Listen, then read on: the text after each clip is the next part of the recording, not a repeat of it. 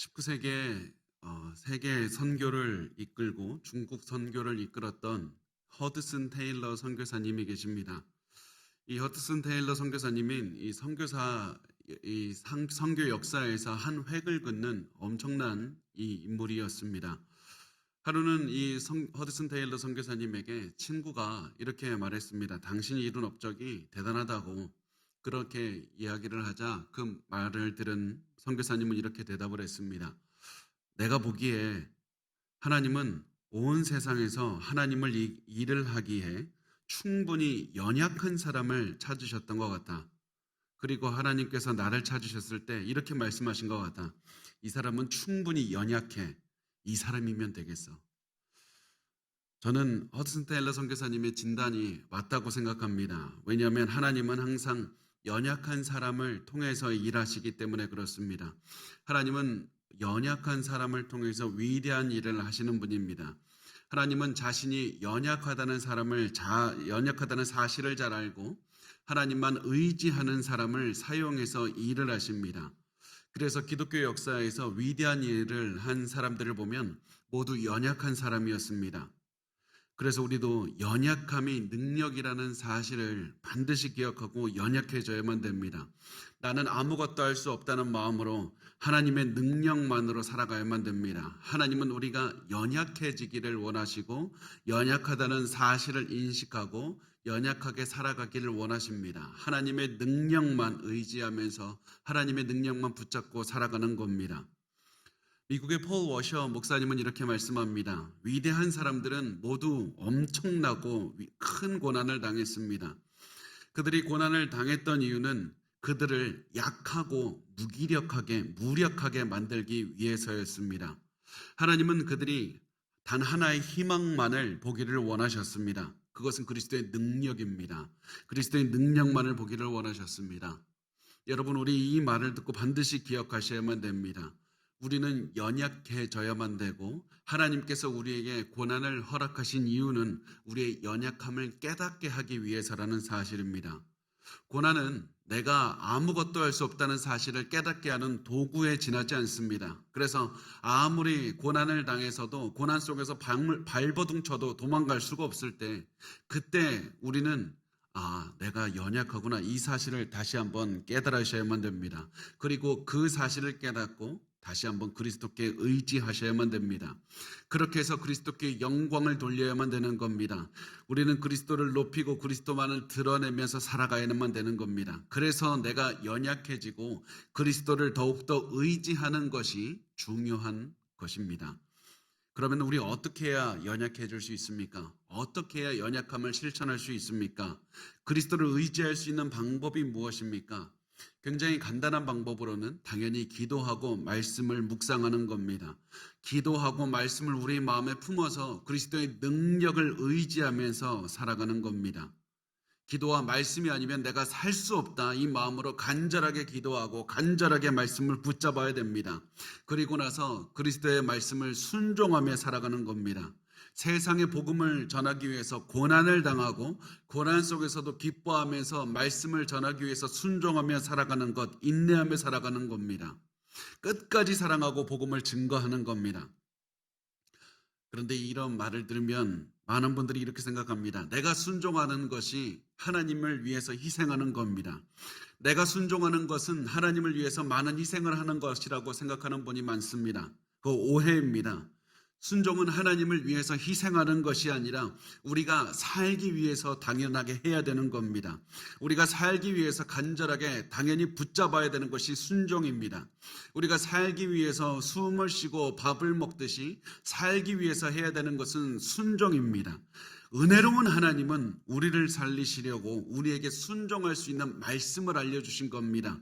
그래서 하나님께서 우리에게 순종하게 하신 것은 우리에게 주신 선물이라는 사실을 생각하고 항상 하나님의 말씀대로 살아가기만 하면 되는 겁니다.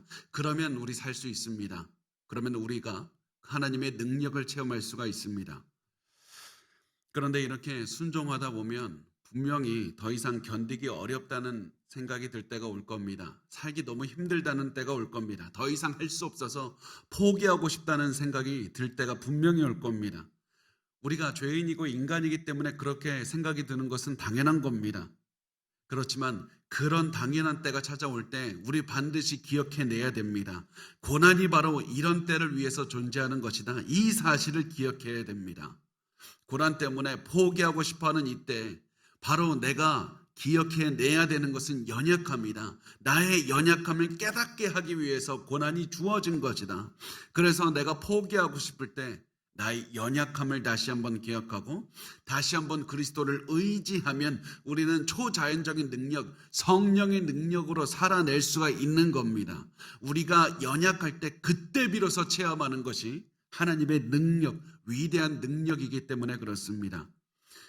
그래서 우리가 강해지려고 하지 말고 연약해지려고 해야 됩니다.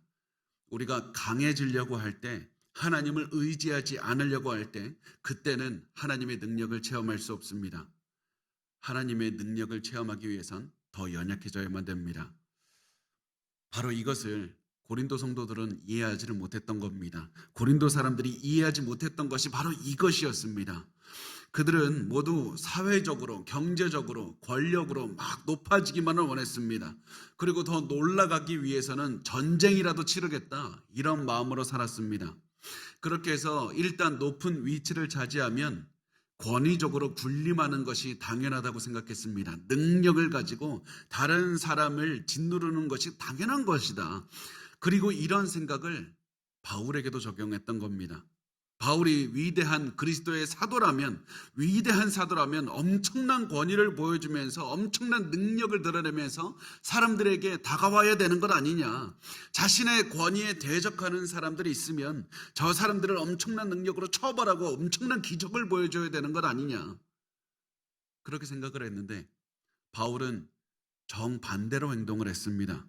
사람들이 아무리 힘들게도 바울은 인내했습니다. 사랑했습니다. 온화했습니다. 계속해서 아래로 내려가서 섬겼습니다. 그런 모습을 본 사람들은 이해할 수가 없었습니다. 어떻게 위대한 하나님의 사람이 저렇게 연약할 수가 있을까? 어떻게 저렇게 위대한 하나님의 사람이 수많은 고난을 당할 수가 있을까? 저렇게 연약한 사람은 하나님의 사람일 리가 없다. 저렇게 연약한 사람은 하나님께서 사용하실 리가 없다고 생각하고 바울을 거부했던 겁니다. 여러분, 여기서 우리가 한 가지 생각을 해봐야 됩니다. 고린도 사람들은 왜 이렇게 바울을 거부했을까? 왜 이렇게 바울을 거부하고 겉보기에 화려한 거짓 교사들을 왜 따랐을까? 그 이유가 무엇이냐면 그들은 바울의 연약함이 싫었기 때문에 그렇습니다. 바울이 연약한 것이 싫었습니다. 강력함을 원했습니다. 그렇다면 우리가 또 질문해야 될 것은 왜 그들은 바울의 연약함이 싫었을까? 왜 강력하고 화려하고 대단한 것들, 그렇게 크게 보이는 것들을 따라가고 싶었을까? 그것은 자기 자신이 연약하고 싶지 않았기 때문에 그렇습니다. 고린도 교인들은 높아지고 싶었습니다. 돈이 많고 싶었습니다. 권력을 갖고 싶었습니다. 그래서 많은 권위를 가지고 싶었고 많은 능력을 가지고 싶었고 사람들 앞에 드러내고 싶어 했던 겁니다. 자랑하고 싶어 했습니다. 그래서 그들은 사람들이 보기에 강해지고 싶었습니다. 그리고 이들은 하나님의 능력을 가지면 하나님의 능력은 나를 강하게 만든다고 생각했습니다. 그래서 이들은 연약해 보이는 바울보다 더 화려해 보이고 더 권위가 있어 보이는 거짓 교사들을 따라가려고 했던 것이었습니다. 고린도 교회에서 일어난 일들은 하나님의 능력은 내가 연약할 때 체험할 수 있다, 이 사실을 몰랐기 때문에, 아니면 그 사실을 부정했기 때문에 생긴 일이었습니다. 바울은 그들의 마음을 잘 알고 있었습니다. 그들의 마음속 깊은 곳까지 다 알고 있었습니다. 그래서 바울은 그들에게 1절에 이렇게 말씀을 합니다. 1절과 2절을 보면 이렇게 말씀합니다. 내가 이제 세 번째 너희에게 가리니 두세 증인의 입으로 말마다 확정하리라. 내가 이제 말하였거니와 지금 떠나 있으나 두 번째 대면하였을 때와 같이 전에 죄 지은 자들과 그 남은 모든 사람에게 미리 말하노니 내가 다시 가면 용서하지 아니하리라. 바울은 말합니다. 내가 지금까지 너희를 대할 때는 인내와 온유함으로 사랑으로 대했다. 그런데 이번에 고린도 교회를 또다시 방문할 것인데 이번에는 지난번과는 다를 것이다. 이번에는 바울이 사도의 권위를 사용해서 고린도 교인들의 잘못된 것들을 징계할 것이라고 말을 합니다. 여기서 바울이 두세 증인의 입으로 말마다 확정하리라 이렇게 말을 했는데, 이 말은 이 구약 성경에 보면 율법에서 재판을 할 때 두세 사람의 증인이 있어야 심판할 수 있다는 것을 가리키는 겁니다.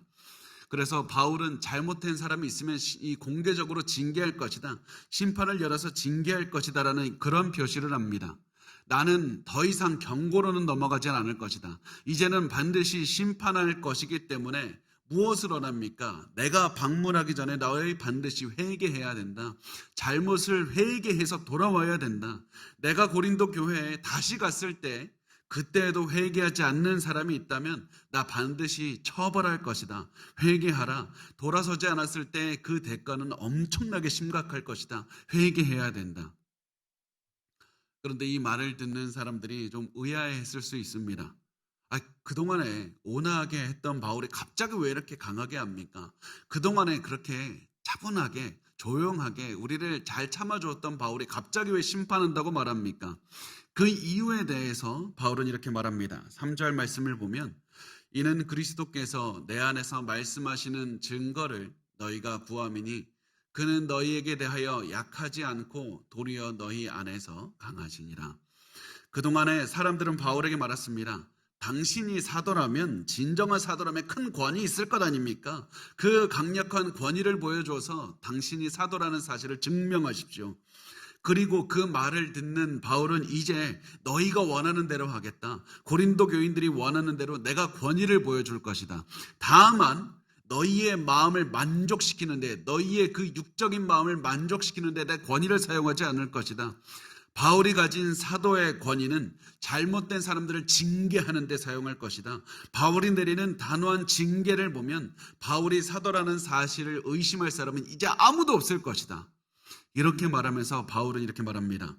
그는 너희에게 대하여 약하지 않고 도리어 너희 안에서 강하시니라. 이 말이 좀 어려운데 이 말씀을 좀 더 쉽게 이해하기 위해서 제가 그 쉬운 성경을 한번 참고해 봤으면 좋겠습니다. 쉬운 성경 고린도후서 13장 3절은 이렇게 말씀합니다.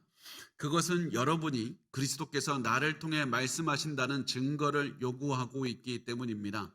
그리스도께서는 여러분을 대할 때 약하지 않으셨습니다. 그분은 여러분 안에서 능력을 발휘하십니다.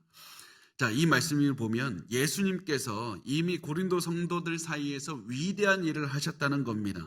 그래서 바울은 말합니다. 너희는 이미 많은 은사를, 그리스도의 능력을 통해서, 이 은사를 통해서 그리스도의 능력, 엄청난 능력을 체험하지 않았느냐? 너희 안에서 이미 그리스도의 능력을 체험하지 않았느냐? 너희가 너희 안에 있는 능력, 위대한 은사, 그것을 어떻게 체험할 수가 있었는가? 그것은 너희가 나를 통해서 전달된 복음을 믿었기 때문이다. 그리고 내가 전한 복음을 통해서 그리스도께서 너희를 통해서 일하신다. 그 사실을 보면 무엇을 할 수 있느냐? 내가 바로 사도가 맞다는 것이다. 너희 자체가 바로 내가 진정한 사도라는 증거다. 내가 전한 복음이 올바른 복음이라는 사실이고, 내가 사도라는 사실을 너희 가운데 역사하시는 그리스도의 능력으로서 증명을 하신 것이다. 고린도 성도들 자체가 바울이 진정한 사도라는 사실을 증명하는 증거였습니다. 그런데 이 사람들은 바울이 사도라는 사실을 의심합니다. 계속 의심합니다. 그 이유는 하나님의 능력이 무엇인지 몰랐기 때문에 그렇습니다. 그것이 고린도 교회에서 일어나는 문제의 핵심이었습니다. 그래서 4절에 이렇게 말씀을 합니다. 그리스도께서 약하심으로 십자가에 못 박히셨으나 하나님의 능력으로 살아계시니 우리도 그 안에서 약하나 너희에게 대하여 하나님의 능력으로 그와 함께 살리라. 문제의 본질이 무엇이냐? 고린도 성도들이 하나님의 능력을 오해하고 있었다는 겁니다. 너희는 하나님의 능력이 세상이 말하는 능력과 동일하다고 착각하고 있다. 하나님의 능력은 나를 사람들 앞에서 높이는 것이라고 생각하고 있다. 절대 그런 것이 아니라 하나님의 위대한 능력을 체험하기 위해서는 너가 낮아져야 되는 것이다. 약해져야 되는 것이다. 약해지는 것이 무엇이냐? 많은 고난을 당하는 것이고, 더욱더 겸손해지는 것이고, 사람들이 고난을 주고 힘들게 해도 인내하는 것이고, 그래서 사람들이 너를 보고 약하다고 느끼게 만드는 것이다. 그러면 하나님께서는 스스로 약해진 사람들, 하나님을 위해서 약해진 사람들을 통해서 위대한 능력을 보여주시는 것이다. 내가 약해지면 나의 약함을 가득 채우고도 남을 만큼의 위대한 능력을 하나님께서 보여주신다. 이것이 바로 십자가의 능력이고 하나님의 능력이라는 겁니다. 그래서 하나님은 단순히 이것을 그냥 지금부터 바울 사도가 사역했을 때부터 이렇게 일하기 시작한 것이 아니라 십자가 때부터 이렇게 일하기 시작한다고 말씀합니다. 십자가를 통해서 너무나도 하나님의 약함을 이 약해질 때 하나님의 능력을 의지할 때 하나님의 위대하신 능력을 드러내는 것, 그것이 십자가에서 잘 드러내는 것이라는 겁니다. 그러면서 말을 합니다. 그리스도께서 약해지신 것이 바로 십자가였다. 그리스도께서는 자발적으로 일부러 약해지기 위해서 십자가로 올라가셔서 고난을 당하셨다가 죽으셨다. 이렇게 그리스도께서 철저하게 약해지셨더니 하나님의 부활의 능력을 보여주신 것이다. 그리고 하나님의 능력만 철저하게 의지해서 연약해지면 하나님의 위대한 능력을 체험하는 것, 그거 우리 모든 그리스도인들이 체험하며 살아가야 되는 그런 삶의 모습이나 그 기준으로 바울은 자신의 삶을 보여줍니다. 나를 보라. 나는 하나님 앞에서 연약한 인생을 살았다. 하나님의 앞에서 하나님의 사역을 하다가 많은 고난을 당했다. 나 가는 곳마다 사람들이 나를 반대했고 큰 질병 때문에 아파하기도 했고 너무나도 많은 박해를 당했다. 이렇게 바울 연약해졌지만 바울이 연약해지면 연약해질수록 하나님의 더욱더 위대한 능력을 드러내신 겁니다. 바울이 가는 곳마다 복음이 증거됩니다. 바울이 가는 곳마다 새로운 생명을 얻는 사람이 생깁니다. 바울이 가는 곳마다 교회가 생깁니다. 하나님을 찬양하는 목소리가 울려 퍼집니다. 성령의 능력이 드러나는 겁니다. 그래서 바울의 약함은 바로 바울의 진정한 사도라는 증거였던 겁니다. 바울은 이렇게 내가 진정한 사도였던 것이다. 나의 약함을 통해서 나는 내가 진정한 사도라는 사실을 증명했다. 그것을 증명한 다음에 이렇게 묻습니다. 이제부터 중요한 것은 내가 아니라 너희이다. 너희는 진정한 그리스도인인가? 너희는 예수 그리스도를 믿고 구원받았는가? 너희가 진정한 그리스도인인가? 그렇다면 너희의 삶에서도 반드시 드러나야 되는 모습이 있는데 그것은 약해져야 된다는 것이다. 너희도 그리스도를 믿는 순간부터 죄에서 죽은 것이고 세상에 죽은 것이다. 이제부터 그리스도를 따라 살면서 약해져야 되고 하나님의 능력을 증명하며 살아야 된다. 그런데 만약에 너희가 약해지지 않고 그리스도를 따라 살지 않는다면 너희 진정 구원받았는지 한번 돌아보라. 너희 정말 구원받았는가? 너희 약해지기를 원하지 않고 세상에 자꾸 드러내기를 원하는가? 그렇다면 너희 진정으로 구원받았는지 돌아봐야 된다. 구원받은 사람은 하나님의 능력을 증명하면서 살아야 되는데 그렇게 살지 못하는 이유가 무엇이냐? 그것이 너희가 구원받지 못했기 때문에 그런 것은 아니지 돌아봐야 된다고. 너희 진정 구원받았냐고 이렇게 묻습니다. 여러분은 구원받았습니까? 여러분, 우리가 바울이 이 말을 하는 이 의도를 잘 알아야 됩니다. 바울은 이 얘기를 해서 나 혹시 구원 못 받았나? 못 받았으면 어떡하지? 의심하면서 두려워하게 만들기 위해서 이 질문한 것이 아닙니다. 바울이 이 질문을 한 이유는 너희는 구원받았으니 죄에서 돌아설 수 있다는 것을 강조하게 하기 위해서 말하는 겁니다. 너가 바울의 말을 듣고 회개해서 너희가 구원받았다는 사실을 증명해 보이라. 성령께서 함께 하시기 때문에 너희들은 죄를 이겨낼 수 있다. 그리스도를 위해서 살아갈 수 있다. 그리고 너희도 앞으로 바울처럼 더욱더 연약해져서 하나님의 위대한 능력을 드러내며 살 수가 있다는 겁니다. 그러므로 너희는 자발적으로 복음을 위해 고난을 당하라. 고난으로부터 도망가지 말고 복음을 위해서 고난을 당하고 어려움이 와도 순종해야 된다. 그러면 하나님의 능력이 너를 통해서 역사하시는 것을 체험하게 될 것이다. 고난을 당하고 하나님의 영광을 위해서 살아가라. 이렇게 말을 합니다. 그래서 바울은 계속해서 강조합니다. 너희들은 이제 돌아가서 회개하고 너희가 구원을 얻었다는 사실을 입증해야 된다. 너희가 회개하지 못하는 것은 구원 얻지 못했다는 사실을 보여주는 것이지만 너희가 내 말을 듣고 회개한다면 그것은 너희가 구원 얻었다는 사실을 보여주는 것이다. 증거가 되는 것이다. 그러면서 5절에서 이렇게 말씀합니다. 너희는 믿음 안에 있는가? 너희 자신을 시험하고 너희 자신을 확증하라. 예수 그리스도께서 너희 안에 계신 줄을 너희가 스스로 알지 못하느냐? 그렇지 않으면 너희는 버림받은 자니라. 여기서 바울이 너희가 진정으로 믿음을 가지고 있는지 돌아봐야 된다. 너희를 돌아봐야 된다. 너희 돌아봐야 된다. 이 사실을 강조하기 위해서 너희라는 말을 강조해서 반복해서 사용합니다. 우리 5절을 다시 보면 이렇게 말씀합니다. 너희는 믿음 안에 있는가? 너희 자신을 시험하고 너희 자신을 확증하라. 너희가 스스로 알지 못하느냐? 너희 자신을 시험하고 너희 자신을 확증하고 그리스도께서 너희 안에 계신 줄을 너희가 스스로 알아야 된다. 이 사실에 확신을 가지고 있다면 너희는 성령의 열매를 맺을 수가 있다. 너희가 아무리 연약해져도 너희를 통해서 드러나는 그리스도의 능력을 보고 기뻐하며 살아갈 수가 있는 것이다. 그러므로 너희는 반드시 나의 말을 듣고 회개하는 반응을 보여야 된다. 회개해야 된다. 돌이켜야 된다. 그리고 너희가 회개해서 예수님을 따르고 있다는 그 사실을 다시 한번 깨달았을 때, 내가 예수를 믿고 구원받았다는 사실을 다시 한번 깨달았을 때, 그때 너희는 다시 한번 무엇을 기억해야 되느냐? 아, 나에게 복음을 전해준 분 바울이 진정한 사도구나. 이 사실도 기억해야 된다. 너희에게 복음을 전한 바울이 진정한 사도라는 사실을 기억해야 된다. 그리고 모든 사람은 바울이 사도라는 사실을 부정해서는 절대로 안 된다고 말하면서 6절에 이렇게 이야기를 합니다.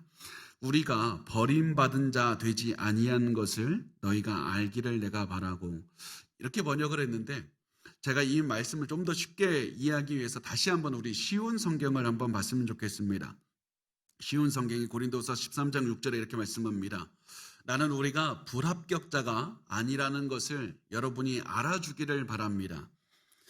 우리가, 개역개정 성경에서는 우리가 버림받은 자라고 번역을 했는데, 쉬운 성경에는 우리가 불합격자가 아니다 이렇게 번역을 한 겁니다. 저는 이 불합격자가 아니다 이렇게 번역한 게 더 의미를 잘 설명한다고 저는 생각을 합니다. 왜 바울이 불합격자라는 말을 쓰는가 하면, 이 이유가 5절에서 뭐라고 했냐면, 우리가 5절 말씀에서 뭐라고 했냐면, 너희가 예수님을 믿고 있는지 너희 자신을 시험해보라. 너희 시험해보라. 그러면서 시험 얘기를 했기 때문에 그렇습니다. 바울이 고린도 사람들이 너희 그리스도를 믿고 있는지 시험해보라. 그러면서 너희 시험 통과할 것 아니냐. 너희는 내 말을 듣고 회개할 것이고, 너희는 너희가 그리스도인을 증명하는 그 시험을 통과할 것이다. 너희가 시험에 통과했다면 나도 사도라는 시험에 통과하는 것이다. 그래서 바울은 6절에서 나는 시험에 불합격하지 않았다. 나 사도라는 시험에 합격한 것이다. 나 통과한 것이다. 너희가 진정 신자라는 이 시험을 통과하면 나도 사도라는 시험에 통과한 것이다.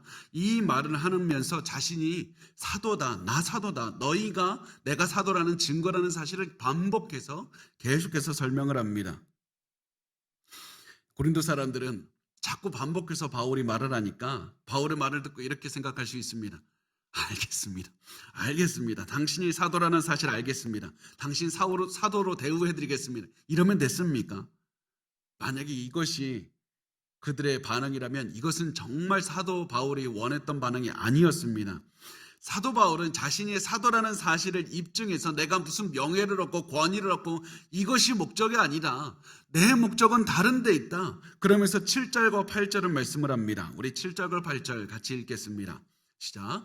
우리가 하나님께서 너희로 악을 조금도 행하지 않게 하시기를 구하노니 이는 우리가 옳은 자임을 나타내고자 함이 아니라 오직 우리는 버림받은 자 같을지라도 너희는 선을 행하게 하고자 함이라. 우리는 진리를 거슬러 아무것도 할 수 없고 오직 진리를 위할 뿐이니. 아멘. 내가 사도라는 사실을 입증하려는 목적이 무엇이냐? 너희가 악을 조금도 행하지 않게 하기 위해서 그렇다. 나는 너희가 올바로 살기를 원하기 때문에 그런 것이다. 내가 시험에 통과해서 내가 사도라는 사실을 입증하는 것, 그것보다 훨씬 중요한 것이 무엇이냐?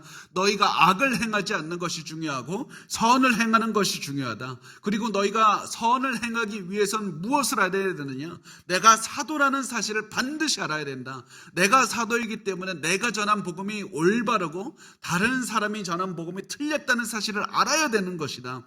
내가 전하는 진리의 말씀을 듣고 따라야 된다. 진리를 거슬러서는 아무것도 할 수 없으니까 반드시 진리를 따르면서 살아야 된다고 신신당부를 하는 겁니다. 그러면 이제 중요한 점이 무엇이냐면 어떻게 해야 진리를 따라서 살 수 있는 겁니까? 나도 진리를 따라서 살고 싶은데 어떻게 해야 진리를 따라서 살 수 있습니까? 그리고 바울은 그 진리를 따라서 살아가는 방법에 대해서 이미 우리에게 알려줬습니다. 7절 말씀에 보면 어떻게 써 있냐면 하나님께서 너희로 악을 조금도 행하지 않게 하시기를 구한다고 말씀을 합니다. 하나님께서 너희로 악을 조금도 행하지 않게 하시기를 내가 기도한다고 말씀합니다. 이 말은 하나님만이 너희가 악을 행하지 않게 해줄 수 있는 능력이 있는 분이다. 그래서 내가 하나님께 너희를 위해서 기도하는 것이다. 너희도 반드시 하나님의 능력을 의지해야 된다. 왜냐하면 하나님께서 너희의 마음을 움직여 주셔야 너희가 약해질 수 있기 때문에 그렇다. 너희가 약해져야 하나님의 능력을 의지해서 고난 중에서라도 선을 행할 수가 있는 것이다. 너희 반드시 하나님께 기도해서 약해져야 된다. 약해져야 된다. 그래야 하나님의 능력을 체험한다. 그러면서 바울은 이렇게 자신이 신신당부를 하는 이유에 대해서 말을 합니다. 약해져야 된다고, 계속해서 약해져야 된다고 반복해서 말하는 이유가 무엇이냐? 고린도 성도를 진정으로 사랑하기 때문이라는 겁니다. 9절에 이렇게 말씀을 합니다. 우리가 약할 때에 너희가 강한 것을 기뻐하고 또 이것을 위하여 구하니 곧 너희가 온전하게 되는 것이라. 바울은 내 명성이 높아지는 거 크게 중요한 게 아니다.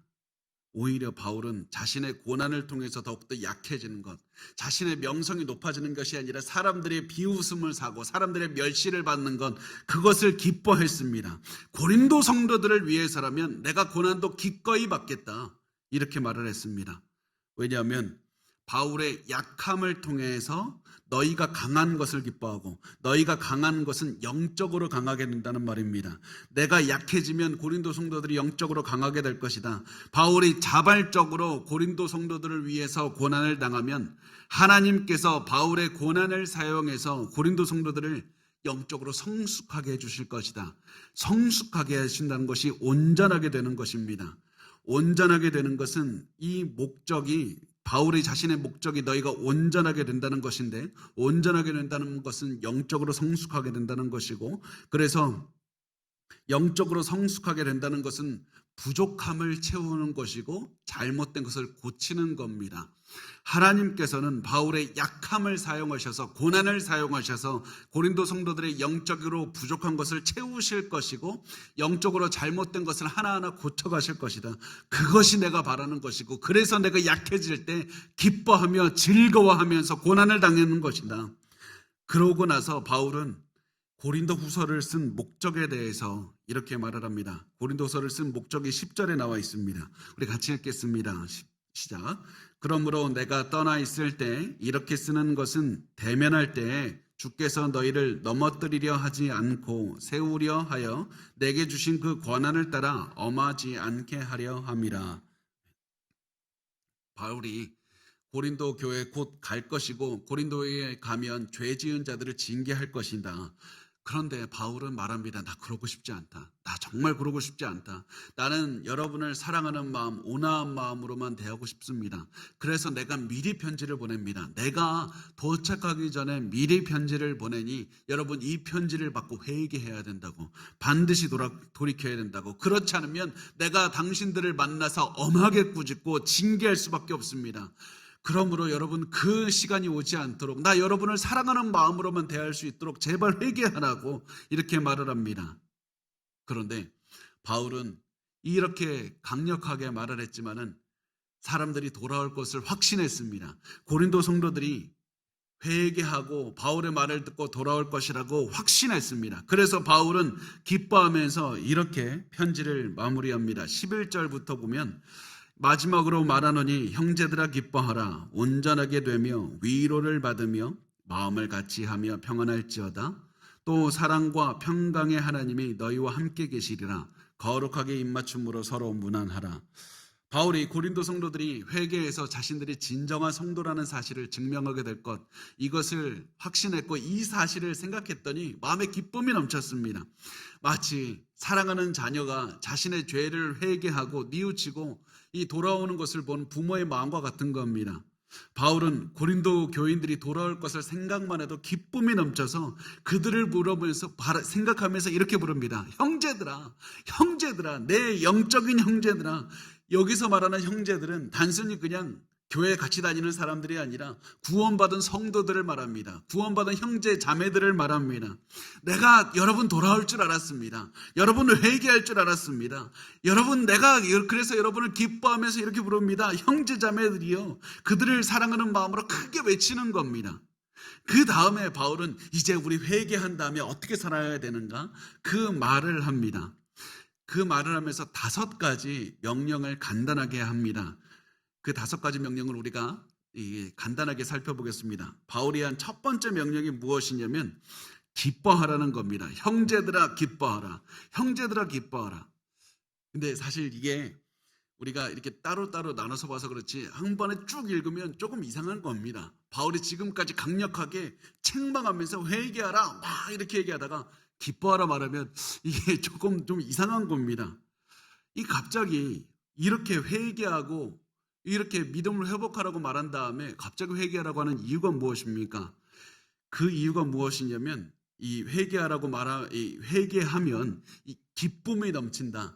회개하면 기쁨이 넘친다는 확신이 있었기 때문에 그렇습니다. 너희가 내 말을 듣고 회개하면, 그리고 믿음을 회복하면, 너희가 낮아지면 너희가 내가 누리고 있는 이 기쁨 체험할 수 있을 것이다. 하나님이 주시는 하나님의 능력의 기쁨, 그 어떤 환경도 뛰어넘는 그 기쁨을 너희도 체험할 수 있을 것이다. 그러므로 너희 주 안에서 기뻐해야 된다.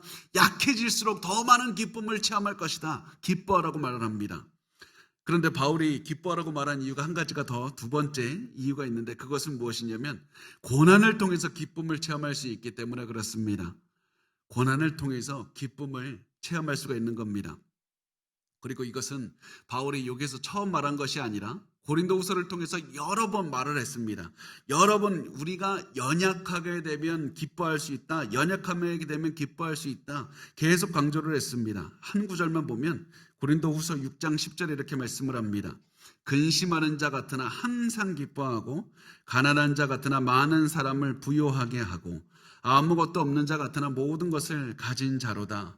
바울은 나 고난 많지만 우리 기뻐할 수 있다. 우리 회개하고 연약해져서 나와 함께 고난을 체험하면 하나님의 놀라운 기쁨을 체험할 수 있다. 하나님의 능력을 의지하기만 하면 되는 것이다. 그러면 하나님이 주시는 기쁨을 체험할 수 있다.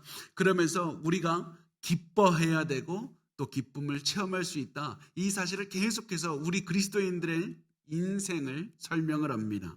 그래서 첫 번째, 바울은 기뻐하라고 말을 하고요. 2번째 명령이 무엇이냐면 온전하게 되어야 된다. 바울은 고린도인들이 온전하게 되어야 된다고 설명을 합니다. 온전하다는 말은 우리가 아까 앞에서 설명했듯이 성숙하게 된다, 영적으로 성숙하게 된다는 의미입니다. 너희는 항상 영적으로 성숙해져서 하나님께서 너희를 사용하실 준비가 되어야 된다는 겁니다. 영적으로 성숙하기 위해서 노력해서 너희가 어디서든지 약해졌을 때 하나님께서 너희를 사용하셔서 하나님의 영광을 드러내도록 항상 영적으로 성숙하기 위해서 노력하라. 이렇게 말을 합니다. 3번째는 위로를 받으라는 겁니다. 위로를 받으라. 어떻게 하면 위로를 받습니까? 약해지면 위로를 받을 수 있습니다. 하나님 앞에서 약해지면 하나님의 능력을 의지하면 위로를 받을 수 있습니다. 바울처럼 영혼 구원을 위해서 영적으로 자발적으로 고난을 당하고 고난 속에서도 하나님을 의지하면 하나님께서는 그들에게 엄청난 위로를 주실 것이라는 사실입니다. 그리고 이 사실은 바울은 이미 고린도후서 1장 4절에서 얘기를 했습니다. 우리의 모든 환난 중에서 우리를 위로하사 우리로 하여금 하나님께 받는 위로로서 모든 환난 중에 있는 자들을 능히 위로하게 하시는 이시로다. 고난 중에 약해질 때만 체험할 수 있는 놀라운 위로, 내가 약해질 때 하나님만이 주실 수 있는 강력한 위로를 체험할 수 있다. 그러므로 약해지기를 갈망하라. 하나님의 위로를 체험할 것이다. 그 다음에 4번째 명령은 마음을 같이 하라는 겁니다. 바울은 마음을 같이 하라고 말합니다. 너희 분열하지 말고 같은 생각 품어야 된다. 너희 이제 당파지어서 나뉘지 말고 서로 싸우지 말고 다투지 말고 한 마음 품어야 된다.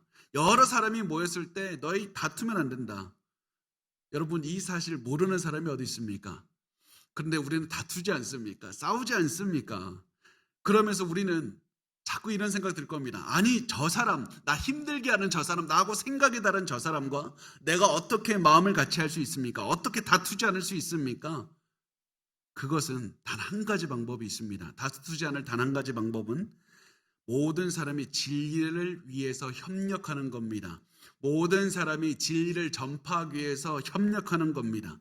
마치 동업을 하듯이 동업하는 사람들이 성격 조금 안 맞는다고 해서 이것을 그 사업을 그냥 그 모든 이윤을 내팽개쳐 버리겠습니까? 동업하는 사람들은 사업에 성공하기 위해선 작은 차이는 극복하는 겁니다. 눈 감고 넘어가는 겁니다. 마찬가지로 우리도 복음을 전한다는 그 목적의식을 하나를 공유해서 목적을 위해서 살아간다면 너희들은 용서할 수 있고 사랑할 수 있고 협력할 수 있고 너희가 다투지 않을 수 있다. 한 가지 목적을 위해서 살아야 된다. 그러면 같은 마음을 품을 수 있으니까 복음을 위해서 약해지는 것을 위해서 하나님의 영광을 드러내는 것을 위해서 살라 말씀합니다. 다섯 번째 명령은 평안하라는 겁니다. 평안하라. 어떻게 하면 평안할 수 있습니까? 앞에 네 가지 것을 다 하면 됩니다. 기뻐하고 성숙하기 위해서 힘쓰고 위로를 받고 마음을 같이 하면 하나님이 주시는 평안을 체험할 수 있을 것이다. 그리고 하나님이 주시는 평안을 체험하면 주변 사람들과도 평안을 체험할 수 있을 것이다. 그래서 모든 사람과의 관계가 평화롭게 될 것이니까 평안하라고 말씀을 합니다. 이렇게 살면 어떤 결과가 오냐면 사랑과 평강의 하나님께서 너희와 함께 하시며 축복하실 것이라고 말씀을 합니다. 너희가 약해져서 하나님의 능력을 의지하면서 살면 그러면서 사랑과 평강을 실천하면서 살면 그러면 하나님께서 너희의 삶에 사랑과 평강으로 넘치게 복을 내려주실 것이다. 너희가 내가 명한 대로 사랑과 평강을 실천하며 살면 하나님께서는 불가능한 상황에서 사랑과 평강이 넘쳐나는 인생을 살게 해주실 것이다.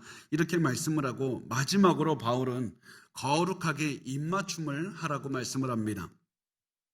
단순히 입맞춤을 하는 게 아니라 거룩하다는 말씀을 통해서 이 입맞춤이 성적인 것이 아니라 친근한 것이고 이것이 이 거룩함 하나님의 은혜 안에서 하는 것이라는 사실을 드러내는 겁니다.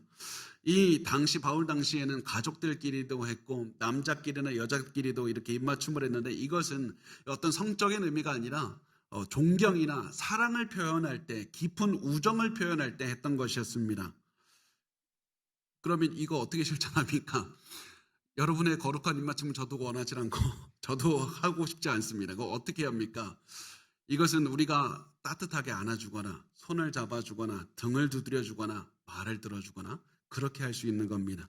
이렇게 서로 사랑을 표현해서 하나가 되어야 된다. 이렇게 말씀을 합니다. 그 다음에 바울은 편지를 이렇게 마무리합니다. 12절과 13절 우리 같이 읽어보겠습니다. 시작. 모든 성도가 너희에게 문안하느니라. 주 예수 그리스도의 은혜와 하나님의 사랑과 성령의 교통하심이 너희 무리와 함께 있을지어다. 아멘. 고린도 교회 사람들의 하나됨을 보기를 간절한 마음, 이런 너희 하나 되었으면 좋겠다. 그래서 모든 성도가 문안한다. 모든 성도가 한 마음이 돼서 너희에게 문안하니까 너희도 한 마음이 되어야 된다. 이러면서 바울이 곧바로 주 예수 그리스도의 은혜와 하나님의 사랑과 성령의 교통하심, 마치 축도하듯이 삼위일체 하나님을 언급합니다. 성경 여러분 잘 생각하셔야 됩니다. 성경 어디에도 삼위일체라는 단어는 등장하지 않습니다. 그래서 이단들이 어떻게 말하냐면 삼위일체 교리가 거짓이라고 말합니다. 삼위일체라는 단어가 등장하지 않기 때문에 삼위일체가 거짓말이라고 말을 하지만 그거 잘못 알고 있는 겁니다. 몰라서 하거나 거짓말을 하는 겁니다. 성경을 보면 삼위일체라는 단어만 없지만 삼위일체 하나님이 등장합니다. 여러 곳에서 등장합니다. 그리고 고린도후서 13장 13절 우리가 나누는 이 말씀이 대표적입니다. 주 예수 그리스도 나오고 하나님 아버지가 나오고 성령 하나님 이렇게 삼위 하나님을 언급하는 겁니다. 또 동시에 하나님 아버지, 독생자 예수 그리스도, 성령 하나님이 다 한 분이라는 사실도 성경 말씀을 합니다. 바울이 이 삼위일체 하나님을 언급하면서 끝낸 이유가 도대체 무엇이냐? 갑자기 왜 축도하듯이 이렇게 끝내느냐? 그 이유는 고린도 교인들에게 하나님의 복이 임하기를 원하는 이유가 있었습니다. 그렇지만 그것보다도 더 큰 것이 그들이 하나가 되기를 원했기 때문에 그렇습니다. 우리의 사랑하시는 하나님이 누구시냐? 하나님 아버지, 독생자 예수 그리스도, 성령 하나님께서 한 분이 되시지 않느냐? 그렇게 하나가 되신 것처럼 우리도 다 다른 사람들이지만 하나가 되어야 된다. 하나님을 사랑하는 사람들로 우리가 하나가 되어야 된다. 이렇게 말을 하고서는 바울은 고린도 후서를 마치게 됩니다. 우리가 이것을 읽은 다음에 제가 고린도 후서를 읽은 다음에 제가 가장 먼저 들었던 생각이 뭐냐면 이 다음에 어떻게 됐을까? 이 다음에 어떻게 됐을까? 그런 생각이었습니다. 근데 신약 성경은 이 고린도 후서가 이 고린도 교회가 고린도 후서를 받은 다음 어떻게 됐는지 정확하게 기록하지는 않습니다. 사실 우리도 어떤 남아있는 기록이 없어서 알지는 못하지만 클레멘트라는 그 분이 쓴 편지가 있습니다. 이분이 고린도에 쓴 편지가 있는데 바울이 쓴 지 한 50년 정도가 지났을 때 이 고린도 교회에 쓴 편지였습니다. 그리고 제가 클레멘트가 쓴 편지를 읽으면서 놀랐던 점이 무엇이냐면 바울이 50년 전에 다루었던 문제를 똑같이 다룬다는 겁니다. 또다시 고린도 교회 안에는 분열이 있었고 혼란이 있었습니다. 고린도 교회에 몇 명의 젊은 사람들이 일어나서 교회 지도자들을 강렬하게 반대했습니다. 쫓아내려고 했습니다. 이들은 자신이 가지고 있는 영적인 은사를 인정받기를 원했고 자신들이 영적인 비밀을 알고 있다. 엘리트주의를 갖고 있었습니다. 그리고서는 장로를 쫓아냅니다. 고린도 교회에는 계속해서 동일한 문제가 발생하는 겁니다. 어떻게 이렇게 동일한 문제가 50년이 지나도 발생을 합니까? 아니 50년이 지났으면 좀 바뀌어야 되는 건 아닙니까? 어떻게 50년이 지나도 똑같이 반복이 됩니까? 그 이유가 무엇이냐면 이 사람들이 50년이 지나도 100년, 1000년이 지나도 모든 사람은 똑같은 죄인이기 때문에 바뀌지를 않은 겁니다. 우리는 죄인이기 때문에 동일한 죄를 지으면서 계속해서 살아내는 겁니다. 그리고 우리는 시간이 지날수록 우리는 아무리 하나님의 말씀을 들어도 자꾸 우리의 연약함을 드러내려고 하지 말고 자꾸 우리의 강함을 증명하려고 그렇게 살아가려고 노력하는 것이 우리의 모습인 겁니다.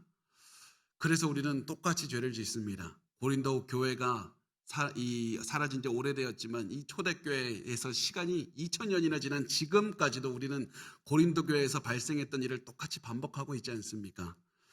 우리가 지금 해야 되는 것은 어떤 또 다른 대단한 능력이나 대단한 어떤 비밀이 아니라 하나님 앞에서 약해지는 것, 그리스도의 앞에서 약해지고 그리스도의 능력만을 증거하고 그리스도의 능력만을 붙잡는 겁니다. 그렇게 해서 우리 약함을 드러낼 때 비로소 우리는 하나님의 능력을 체험할 것이고 우리를 보고 많은 사람들은 하나님을 찬양하게 될 겁니다.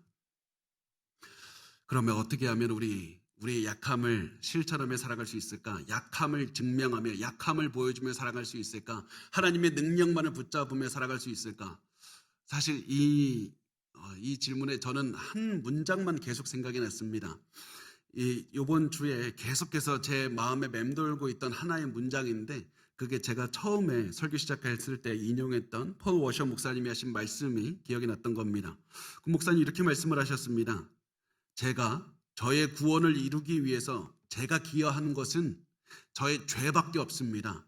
내가 내 구원을 이루기 위해서 기여한 것이 무엇이냐면 저의 죄밖에 없다는 겁니다.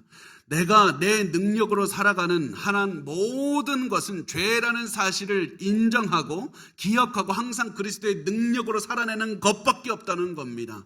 내가 뼛속까지 죄인이지만 성령께서 나를 살려주셨고 앞으로도 성령의 능력만이 내가 죄인으로서의 삶이 아니라 하나님의 능력으로서 살 수 있게 하신다. 이 간절함과 절실함으로 살아가야 되는 겁니다.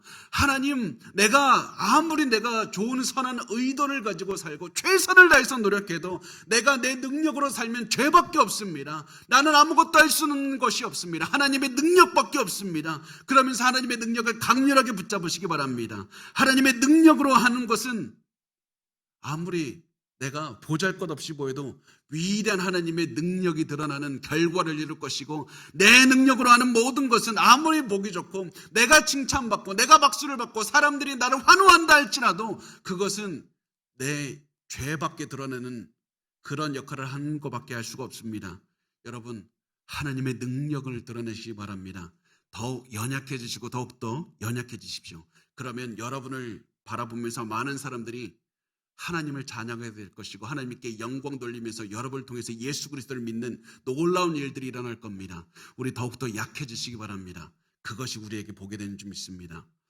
우리 같이